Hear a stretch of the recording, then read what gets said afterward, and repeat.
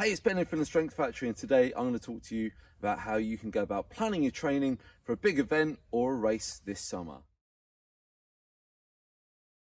First things first then, I suggest you grab yourself a bit of paper and a pen, because we're going to write ourselves a couple of lists. Because point number one is we're going to look at that event, that holiday or that race, and we're going to look at the demands of that event. What are we going to have to do? How far am I going to have to ride? How many days in a row am I going to have to do it? Is it going to be a downhill race where I'm going to be doing lots of uplifted runs, or a mountain bike holiday on ski lifts? Is it an endurance event where I need to do 60, 70k or something like that? Write down the demands of the sport, both in terms of the physicality, but also in terms of the skill, because that's something that we need to look at as well when we're planning your training. Now what we're going to do is take that list and we're going to make another column next to it where we take the demand of the event or whatever we're doing, and then our current ability, and we're going to pair them up and see if we're meeting the demands already or if there's a gap there. So for instance, distance is a simple one. You may need to be able to do 50k 3 days in a row for a really big enduro with practice. What can you do now? So, I could probably do 2 30k days and then I'd be struggling. Write that down. And then third column, what's the difference? What's the gap that needs to be filled? Well, we need to get those days up to 50k and we need to get 3 in a row. Similarly, it might be more gravity oriented, like a holiday or something like that. On the left column, we've got 5 days of chairlift. And then what I can do at the moment is I struggle to do 6 or 8 runs, like 3-minute runs here in the UK on an uplift. What's the difference? Well, it's a lot, but write it down. So I need to get better endurance for riding downhill and so on. And then, like I said, let's look at the skills as well. Maybe it's an event where it's a gnarly place to ride, but your local isn't so gnarly, and you're on the edge of your comfort zone. Write down what's the skill required to complete or compete, depending on your outlook. What's my current level of skill, and what can I really do and working on? And then what you've got then at the end of this is basically a to-do list in that third column at the end. That's like, I need to be able to ride a bit further, I need to be a bit stronger, I need to increase certain aspects of my skill, and so on. The next thing to do is to get out that calendar, and we're going to write a timeline from now until that event or that trip. And it's just easy to break it down. How many weeks? Okay. Is it a relatively short-term plan that we need to follow for 6 weeks to get yourself tuned up, or last-minute training for holiday? That's fine. Or am I talking about getting ready for something in June and it's January now? Figure out how many weeks you've got. Now all we need to do is start plugging those goals into that timeline, because whilst you can work on different things at once, it's easier, especially for people balancing work and jobs and families and stuff, whether you're a racer or just a trail rider, it's easier just to focus on 1 or 2 things at a time. So if one of the shortfalls at the moment is that endurance and that distance, then I'd suggest a great place to start would be to block out that first 4 or 6 weeks or whatever you've got to focus on doing some endurance work, some base training to develop your aerobic fitness, which I'm always banging on about.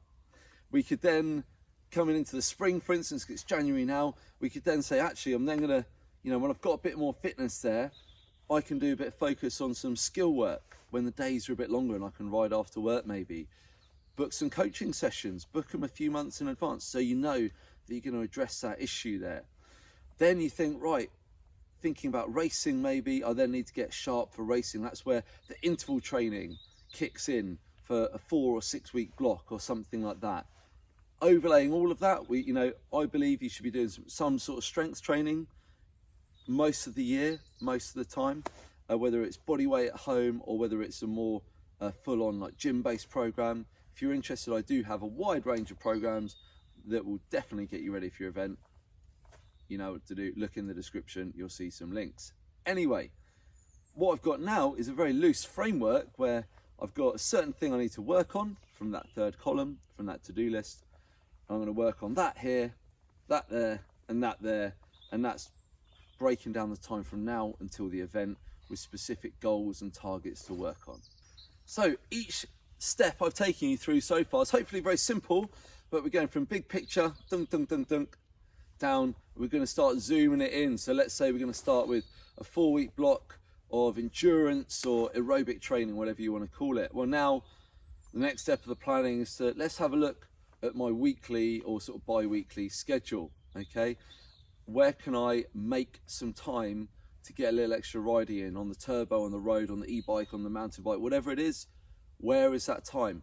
Program it in right now in your phone diary or your paper diary or whatever you use. Program it in, make that plan, and you know, over that 4 or 6 weeks, put a few little key rides in there.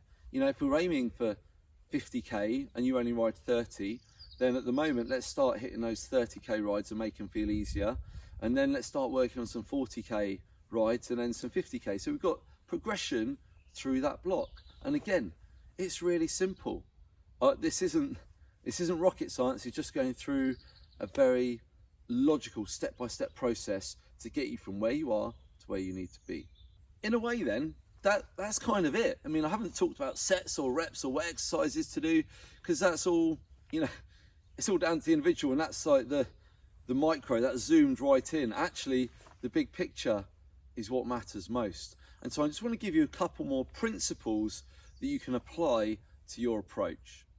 The first one is that as your training approaches the event, you should become more specific to the event. So right now in January, where maybe you're months away, your training can be more general.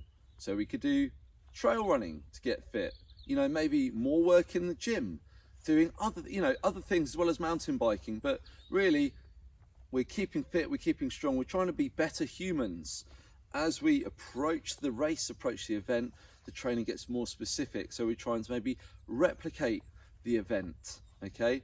Trying to say, right, well, a few weeks before it, I'm going to do a simulated race, for instance, where I'm going to do the exact distance on the same bike with the same kit in similar terrain, if you're able to do so. So the training gets more specific.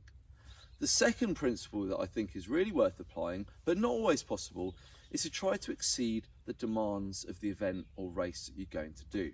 So in the case of this mythical 50k enduro that I'm talking about, well, you know, it'd be really good is if you went to that race knowing I could do 60k. What's that going to do for your confidence? It's going to mean that from the first stage to the last, you can really commit and give 100% and actually give the best account of yourself when you're racing. There you go then. I've basically just given you all of my trade secrets. This is what I do for a job, just to a little bit of a higher level. But this is the process that I follow. There's no secrets here, and it is that simple. So get yourself a bit of paper, make those 3 columns: the demands of the event, your current ability, and the gap or the shortfall that you need to address in your training. Bang it on a timeline, thank me later. Simple as that. Remember, if you don't want to do the legwork though, I can help.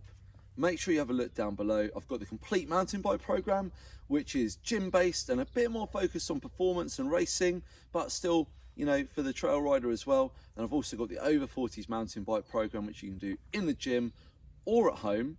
And it's for like the middle-aged rider who needs something a little kinder to their body, and it's ideal for someone just getting back into fitness in the new year or after a period off.